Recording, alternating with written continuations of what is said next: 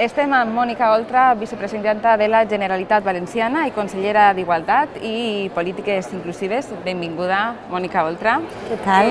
Quins són els objectius de l'administració a mig termini en l'àmbit de la igualtat de les empreses? Nosaltres ens estem plantejant un àmbit empresarial on la igualtat d'oportunitats siga un fet real, on aquestes escletxes salarials que en aquest moment tenim, i és que les dones seguim cobrant de mitja un 25% menys que els homes, acabem amb aquesta escletxa que és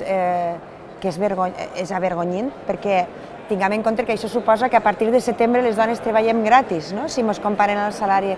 amb les dones, amb els homes, que a més l'emprendre un negoci que en aquest moment,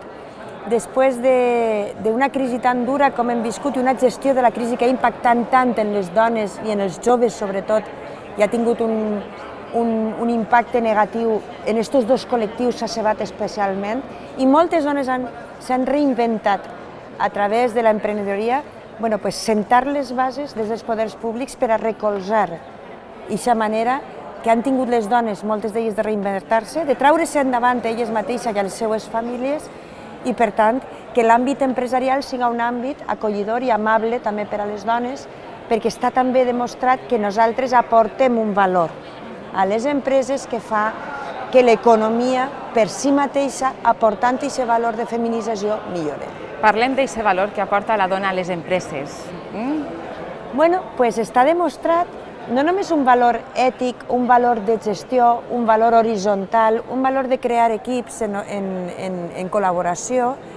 que això està demostrat que les dones aportem a les empreses quan sobretot estem en llocs directius, aportem aquesta manera més en xarxa de funcionar, més horitzontal, menys vertical, que fa que la motivació d'equip siga diferent i molt potent. Està demostrat, l'Institut Peterson té un estudi que diu que aquelles empreses, grans companyies, que tenen més d'un 30% de dones en els puestos directius, tenen un 15% més de beneficis.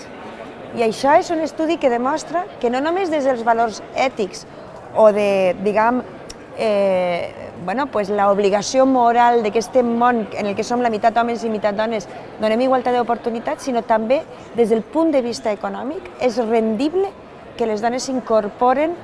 en un número suficient a la direcció de les empreses. Mònica Oltra, un plaer que estiga amb nosaltres i moltíssimes gràcies. Gràcies a vosaltres, el plaer és meu.